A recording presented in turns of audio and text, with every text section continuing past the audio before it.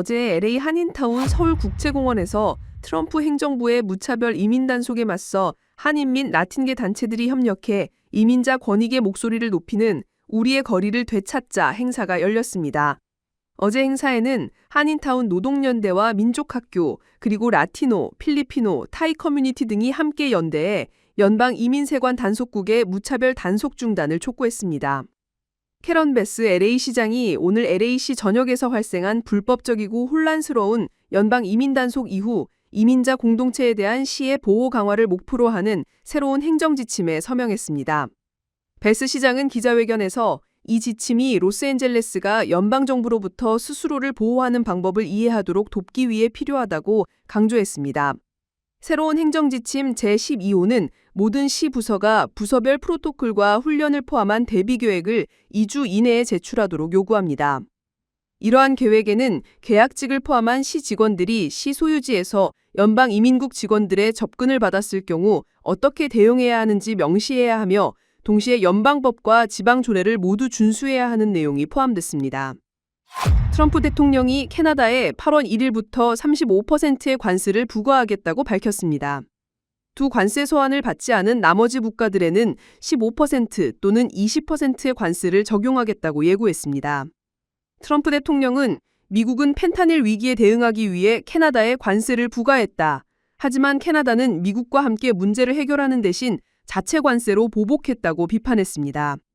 그러면서 고율 관세를 피하기 위해 환적되는 상품에는 더 높은 관세가 부과될 것이라고 예고했습니다. 민주당 뉴욕시장 후보로 확정된 진보 성향 조란 맘다니의 당선을 막기 위해 뉴욕 월가 부호를 중심으로 정치자금 모금단체가 만들어졌다고 월스트리트 저널이 보도했습니다. 보도에 따르면 더 나은 미래 시장을 위한 뉴요커 25라는 이름의 새로운 독립 지출 그룹이 맘다니 낙선 운동을 위해 2천만 달러 규모 모금 계획을 세우고 최근 뉴욕시 선거관리위원회에 신고를 마쳤습니다. 이 단체는 월가 자산가 등을 상대로 거액을 기부받아 진보 성향 맘다니 후구가 시장이 되는 것을 막는 캠페인을 벌일 예정입니다. 건강 소식입니다. 밤에 간식으로 견과류인 피스타치오를 먹고 자면 다음날 아침 혈당이 낮아진다는 연구 결과가 나왔습니다. 영양학 최신 동향에 게재된 논문에 따르면 펜실베니아주대 영양학과 연구팀은 피스타치오를 야간에 섭취하면 당뇨병 전 단계 성인의 장내 박테리아에 영향을 미쳐 전반적인 신진대사 건강 개선에 도움이 될 수 있다고 밝혔습니다. 연구에서 피스타치오는 공복 혈당과 인슐린 저항성을 개선하고 염증 수치를 낮췄습니다. 한국 뉴스입니다.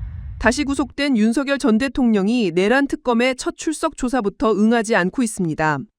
건강상의 이유를 들었는데 특검 측은 정말 건강상의 이유가 있는지 확인하기 위해 서울구치소 입소 당시 건강검진 기록 등을 요청하는 공문을 발송했고 건강상 문제점이 객관적 재료로 확인되지 않았다는 내용의 자료를 받았습니다. 특검은 곧바로 다음 주 월요일에 나오라고 다시 통보했습니다. 순직 해빙특검팀이 김태효 전 국가안보실 1차장을 조사해 이른바 VIP 경로서를 뒷받침하는 진술을 확보한 것으로 확인됐습니다. 최상병 사건 외압의 진원지로 지목된 국가안보실 회의 참석자가 수사기관에서 경로서를 인정한 건 이번 처음입니다. 수사 외압의 시작점으로 지목된 국가안보실 회의 참석자가 수사기관에서 윤 대통령의 경로를 인정한 건 처음으로 윤 전 대통령을 향한 특검 수사가 급물살을 탈 것으로 전망됐습니다.